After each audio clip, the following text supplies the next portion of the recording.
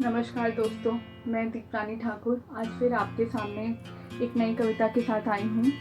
और एक और बात बताना चाहती हूँ कविता शुरू करने से पहले कि बहुत लोगों ने मुझसे पूछा कि मैं क्या खुद ये कविता लिखती हूँ। तो मैं उन लोगों को बोलना चाहती हूँ कि हाँ, मैं ये खुद कविता लिखती हूँ, कहीं से कॉपी नहीं करती। तो thank you so much for your love and support. तो आइए सुनते हैं आज की कविता। आज की कविता की शीर्षक है किताब की आत्मकथा। ध्यान से सुनिएगा। मुझे अगर ना पढ़ो तो मानो कि पहेली हूँ मैं। मुझे अगर ना पढ़ो तो मानो कि पहेली हूँ मैं। पढ़कर तो देखो आपकी सच्ची सहेली हूँ मैं। मेरे पास आओ ज्ञान का भंडार हूँ मैं। मेरे पास आओ ज्ञान का भंडार हूँ मैं। मुझ पे विश्वास करो बड़ी वफादार हूँ मैं। खुशबू है मुझ में जैसे कि फूल चमेली हूँ मैं। पढ़कर देखो आपकी सच्ची सहेली हूँ मैं। एक जमाना था जब लोग मुझे अपने सिरहाने पास रख सोते थे। मुझे पढ़ते पढ़ते जाने कितने ख्वाब बुनते थे। कमरे में ऐसे सजाते थे कि जैसे दुल्हन नई नवेली हूँ मैं। पढ़कर तो देखो आपकी सच्ची सहेली हूँ मैं। मेरे पन्नों में न जाने कितने अपने प्रेम के रंग छुपा कर रखे थे।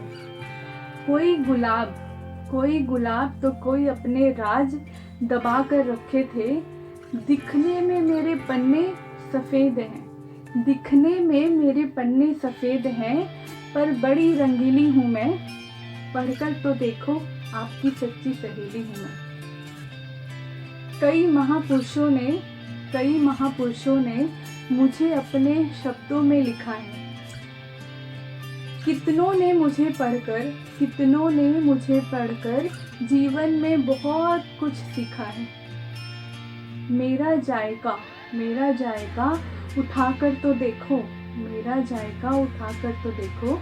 रसगुल्ले की तरह रसीली हूँ मैं।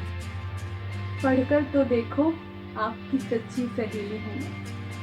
अब बस स्कूल और कॉलेज के सिलेबस में सिमट के रह गई हूँ। स्कूल और कॉलेज के सिलेबस में सिमट के रह गई हूँ, या फिर कबाड़ियों को बेचने के लिए कीमत बनकर रह गई हूँ। इस डिजिटल इंडिया के समय में कहीं लुप्त हो चली हूँ मैं। पढ़कर तो देखो आपकी सच्ची सहेली हूँ मैं। ए दुनिया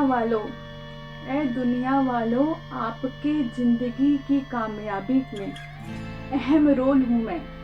ए दुनिया वालों आपके जिंदगी की कामयाबी में अहम रोल हूँ मैं। मेरी मोल मत लगाओ बहुत अनमोल हूँ मैं। मुझसे दूर क्यों भाग रहे जैसे कोई राजनीतिक रैली हूँ मैं। पढ़कर तो देखो आपकी सच्ची सहेली हूँ मैं। ये जो कविता है दोस्तों, ये बहुत सोचने वाली कविता है। आप सोचिएगा कि आज के समय में कैसे हम लोगों को कुछ भी पढ़ना होता है तो हम लोग मोबाइल खोल के पढ़ लेते हैं, कभी कंप्यूटर में खोल लेते हैं या फिर गूगल कर लेते हैं।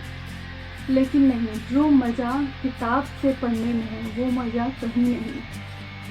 और इस चीज़ को मानना बहुत इम्पोर्टेंट है, वरना एक टाइम आएगा जब किताब इस दुनिया से चली जाएगी। तो बस मैं हमेशा जो मैं अपनी कविता लिखती हूँ, मैं चाहती हूँ कि कुछ अच्छा मैसेज आप लोगों को दे सकूँ। नहीं पता कि कितना कामयाब हो पाती हूँ, पर कोशिश यही रहती है। Thank you so much. अगर आपको मेरी कविता पसंद आए तो आप तो जानते हैं क्या करना है, लाइक, शेयर और कमेंट। और अगर बहुत ही पसंद आए तो सब्सक्राइब ज़रूर करिएगा ताकि आप मेरी अगली नई कविता सुनते रहें। Thank you.